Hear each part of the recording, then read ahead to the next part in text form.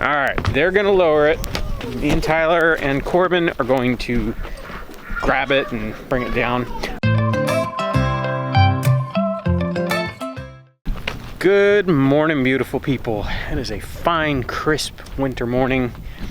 Sun is shining, and we're supposed to get a lot of rain tonight and tomorrow. So I'm going to take advantage of the beautiful weather today and do some very needed cleaning down here at the barn. This coming weekend, we're having our final pig butchering class. We're gonna put the last 2 pigs that are slated for the freezer in the freezer. There's a little bit of cleanup we have to do. For the most part, we have actually kept the barn pretty neat, pretty organized. We haven't been down here much. I will show you something that has to be dealt with. Everybody knows, I'm sure, that we just processed our own cow, and we have used as much of this cow as we possibly could.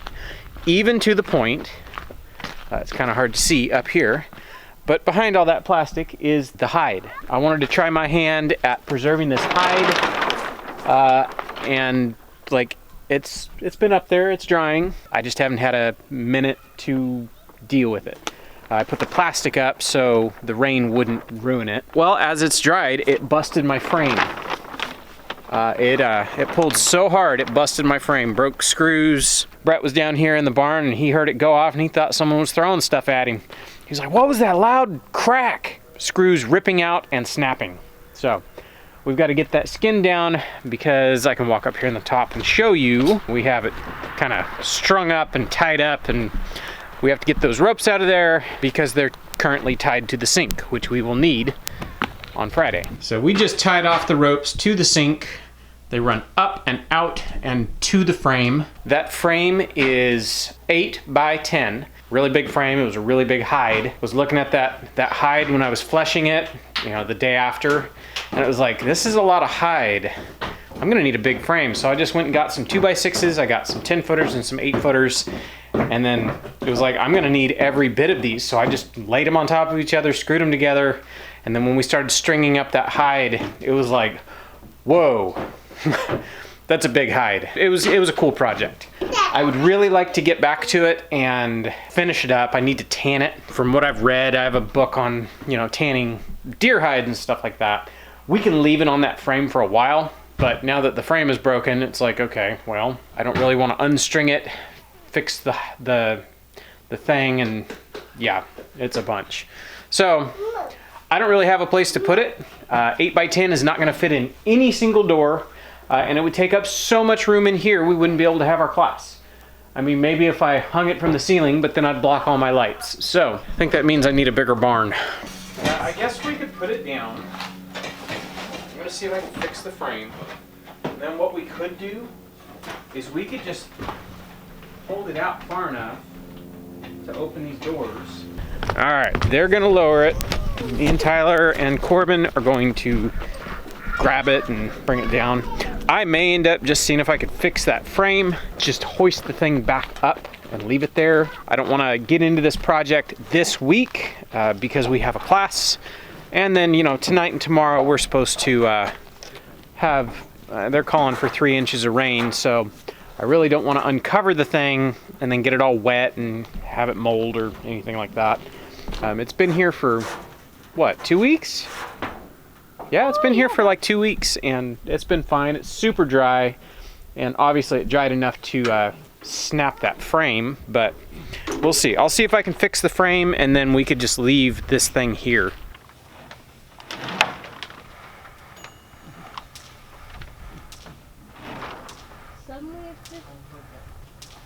Hold on. The side that's closest to the toaster oven, let that side down a little bit. Or is it stuck?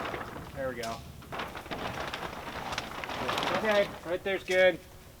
So, this is really hard, really dry. I'm actually really happy with that. There's some more work I need to do to it. Now that it's all dry, I'm gonna go over it and peel off a little bit more. But it's more than I'm gonna get into right before class and right before I have to put this thing right back up. Really the only place I have that is somewhat out of the weather is right here. So I'm gonna see if I can fix this frame, get this frame somewhat cobbled back together. We'll hoist it back up, And then what we do during the class is we run our sink drain just straight out that opening right there, and just let it go on the ground. It's really nice to have a sink to wash hands and wash utensils and stuff like that. So I guess what I could do is I could get like an elbow and redirect the water out of the drain so it goes straight down so it doesn't get all over this hide. I would really like to preserve this hide and have a rug. It is a very nice hide. And it pulled those screws almost through the wood. Whoa. Want me to pull on it? I don't think we're gonna fight this skin. Do as much travel as I can muster.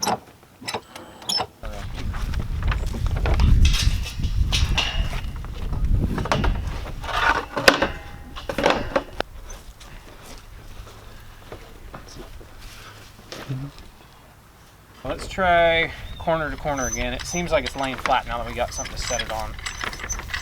That's like 20 miles an hour today. Yeah, I was just reading the weather. It's saying we're gonna have 55 mile an hour gusts in some places.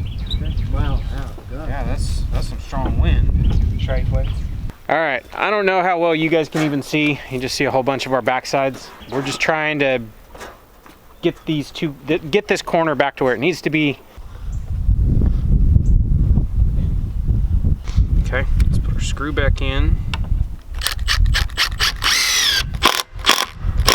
We'll put in that screw for safety. Yeah, let me get bigger screws.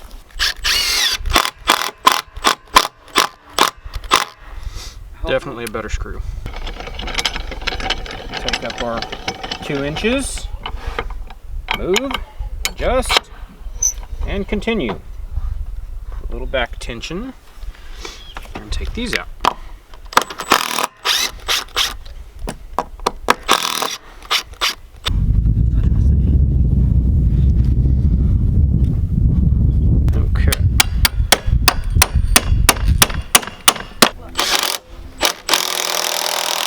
Okay. Hopefully that holds. We got the frame bolted together. We couldn't stretch it far enough to get it back to where it was. I had to loosen the entire bottom row of ropes. I'm just gonna leave it. We're gonna get it hung back up. That way it's up out of the way. After next week's class, I can finally get to this project, but it probably won't be this week. We're gonna hoist it back up there, get it hung, and then I'll figure out somewhere for the sink to drain so it's not wetting the hide.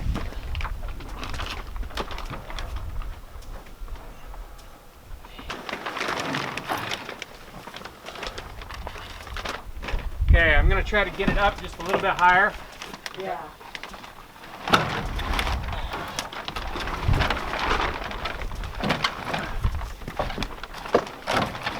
All right, now we just tie it off to something.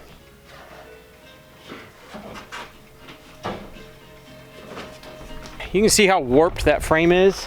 I need to mess with the plastic a little bit and get it to where it'll shed water again, but we're back in business. It's up, it's out of the way. It can just stay there. That's actually a project that I'm pretty excited about. I've always wanted to tan a hide. I mean, it's a little bit big for a first time, but hey, gotta start somewhere, right? All right, we're gonna tidy up around the barn since we're gonna have people here this weekend. You know, get away all of the little tripping hazards that they just show up, like random sticks and boards and stuff like that, just wind up everywhere. And it's amazing how that works. We're gonna get up here, we're gonna clean up real quick, and that mainly involves, you know, tidying up some stuff and sweeping. So we're gonna knock that out real quick and then maybe get onto the bottom.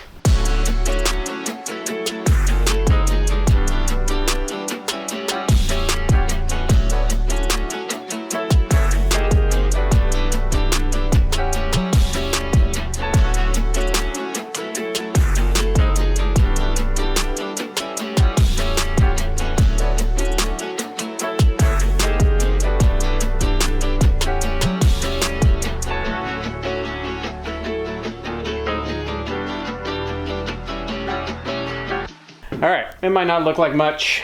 It doesn't look like anything's changed, but at least the floor has been swept.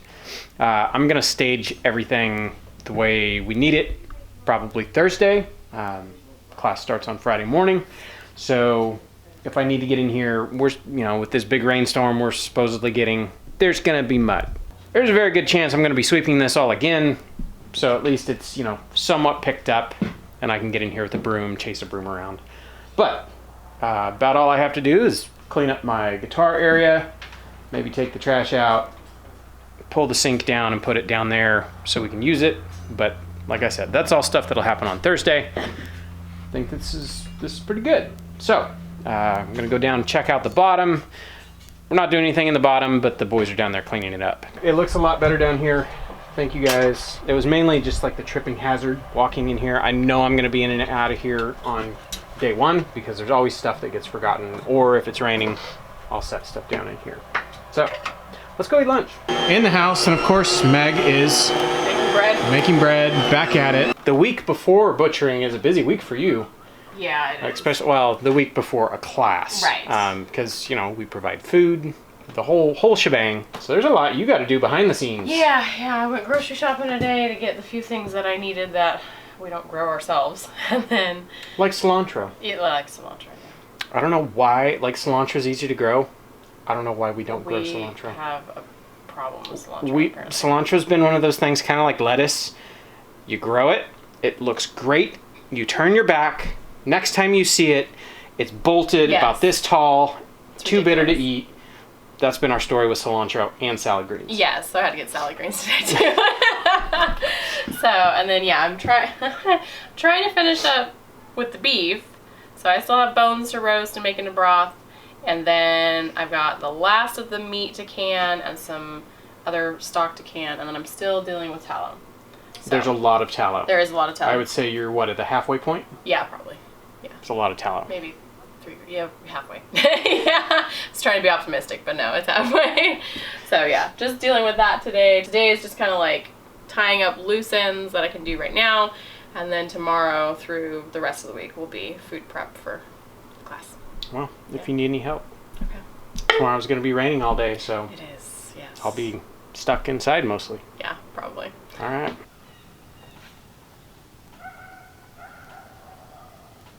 I've never ceased to enjoy the skies out here. Going down the list of things that I need to do for this weekend, pretty much more or less done. I don't have a whole bunch that is really pressing, so I'm going to turn my attention to something that kind of is pressing. Here is a peach tree that came up from seed right here. I don't want that second one there. I want that one. That one's a real nice specimen. It did really good. This was 1 year of growth. This thing made it to about, 5 feet tall. Hey, where'd you come from? I don't want that second one because it's just gonna, you know, they're just gonna compete. This is on my list of things that I would like to get done before spring and before this thing leaves out. Right now is the perfect time to do this. So I'm gonna dig it up. Along with it, there's also this guy, that's a cherry tree, and this guy, that is also a cherry tree. I'm gonna dig this up real quick. So watch out. Watch out. Let's go after the little tree first.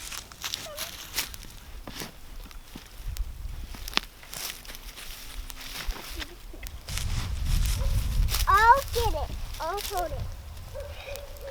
Oh, we got a ways to go yet, sister. So if I mangle this thing, I'm not real upset about it.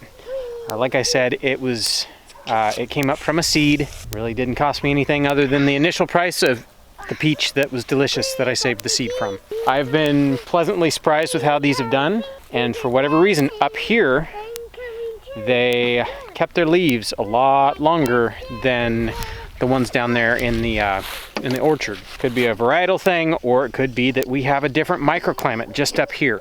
I know the orchard gets a lot colder than it does here. We have never gotten peaches on our peach trees out there because the blooms always freeze off every spring. So it'll be interesting to see if this one, if it blooms this coming spring, which it very well might, but usually peach trees, it's like 3 years before they're gonna start blooming. It'll be interesting. If I mangle this and kill it, it'll be kind of a bummer, but I'm only out one planting year. Yeah, I had a feeling. It looks like that little tree right here, looks like its roots go deep. Yeah. Oh, I got it. Got it. Got it. Got the baby. I believe this is a little cherry tree. It's just a spindly little stick. think I got most of the taproot. Look at that. The only bit that was above ground was right there. The rest of this was all underground. It's amazing. Grow. I'm gonna say grow. Grow! This one have a seed. That one doesn't have a seed. Cat. Okay. Alright, there's the second little spindly cherry tree. Got that one out. That one wasn't as bad. And it looks like I got most of the root. So, I'll find a home for these. I don't know what kind they are.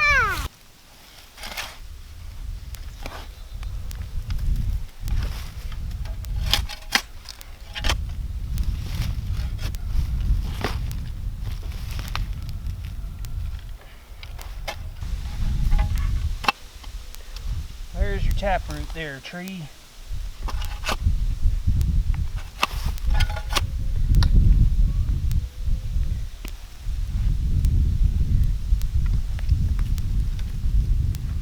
Alright. I don't think I mangled him too badly. I got it. And it doesn't look like I mangled the roots too badly. That's actually pretty good. Like, there's a lot of nice fibrous feeder roots attached to that. It's funny.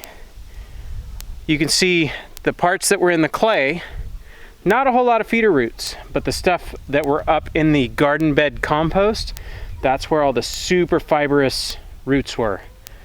So this is actually a pretty nice tree. I would like the crown to be a little bit straighter, but I mean, if I was using that for rootstock, no problem. That'd be great.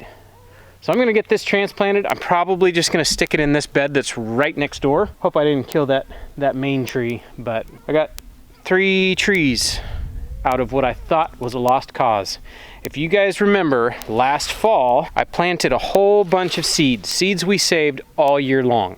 I did it again this fall, but this time I'm doing it in a air prune bed. Last year, I did it in buckets. Take a bucket and you drill some holes in it, fill it full of your seeds and sand or whatever you've got, wood chips will work, and then you stick the buckets in the ground and wait.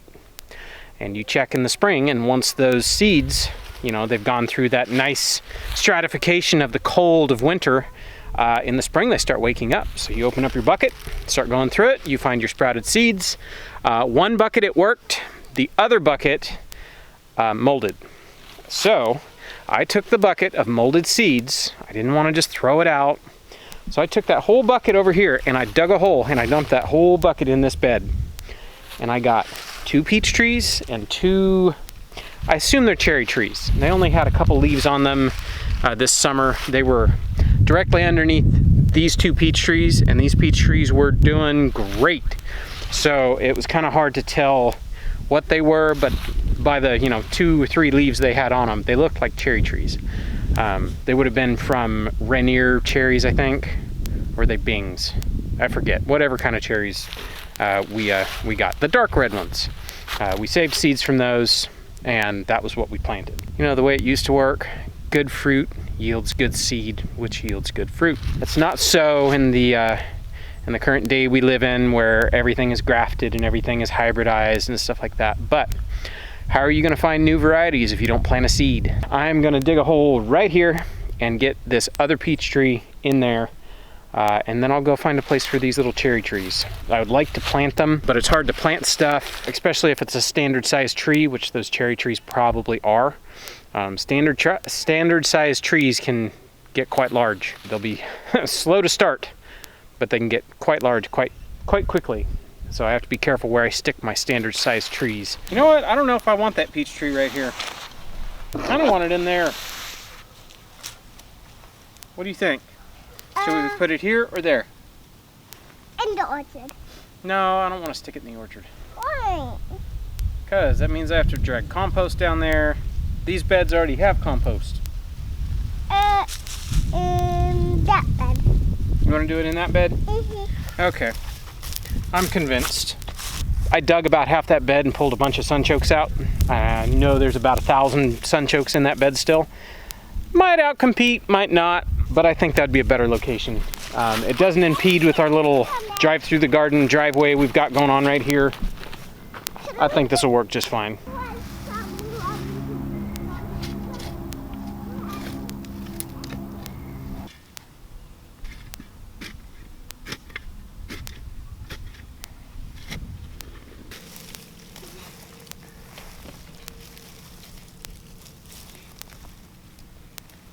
Okay, a little bit bigger.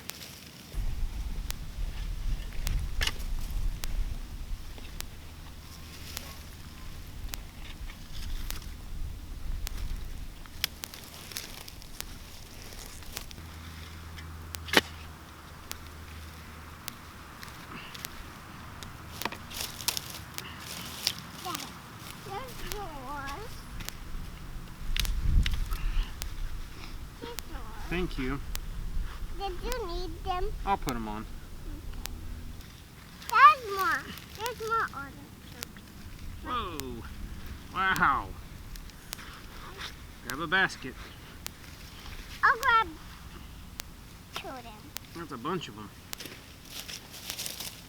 Where's the other one? Right next to it.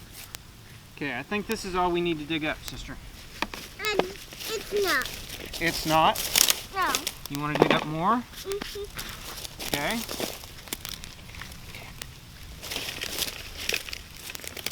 Look at them. Look at them. They're everywhere. Are them? Look. There's one.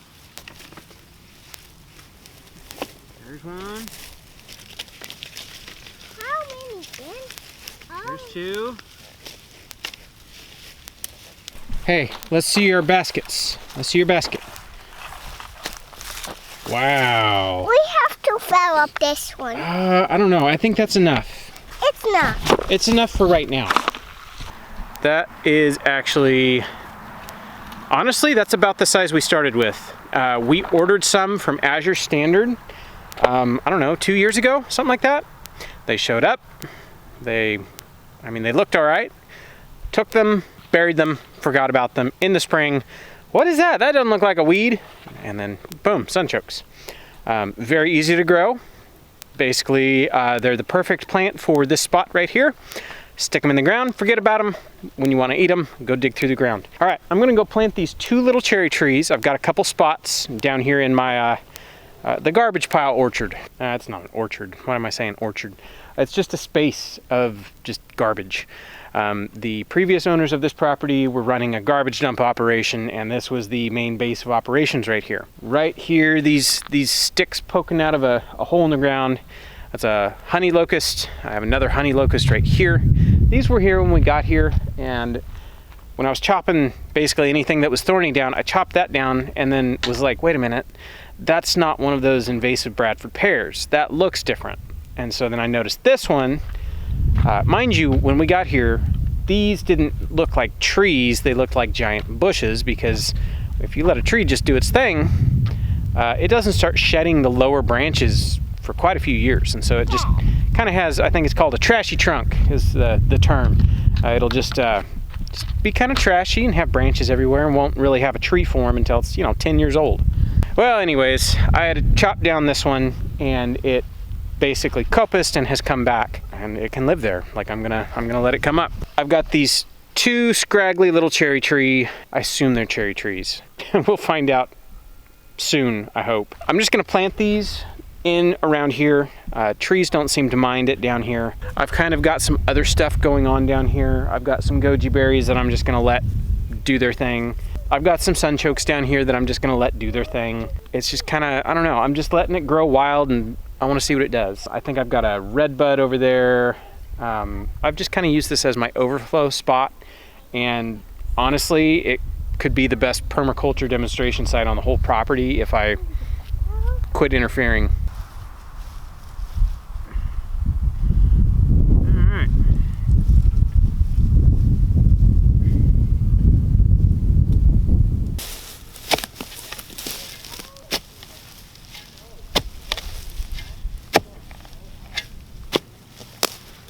Okay, I'm going to use this dead tree as a marker.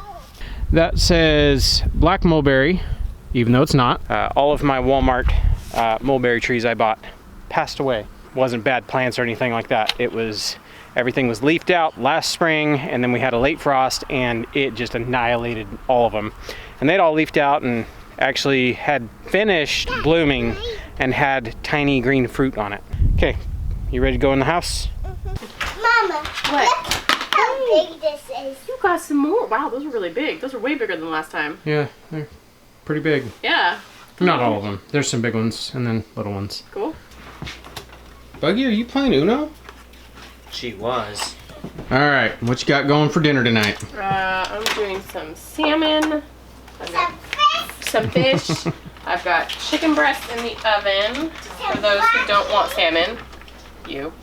And then some rice, broccoli, and then I'm gonna saute up those Drew's artichokes. Sunchokes. Yes. All right, sounds like simple. a pretty simple dinner. Yeah. So I figure since people will probably bring it up, here's our latest ham. Oh yeah.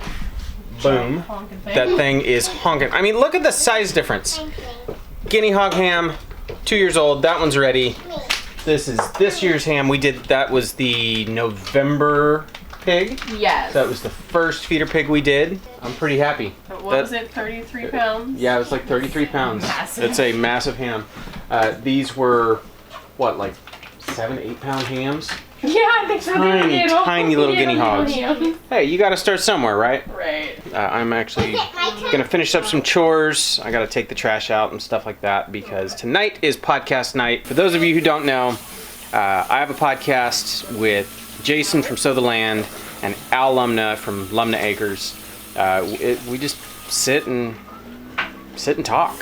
Sometimes we have a subject, sometimes we don't. But generally, it's just a fun, cathartic hour, once a week. It's called Homestead Shop Talk. It's really been a fun thing to do. So check it out. We'll leave a link. You're buttering salmon. I am.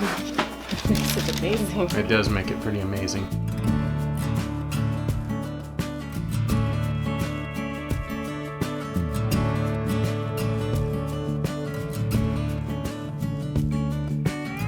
All right, it's kind of a busy day. Lots of things. There was a lot of stuff going on today. Oh, yeah. I feel like I've ran everywhere today.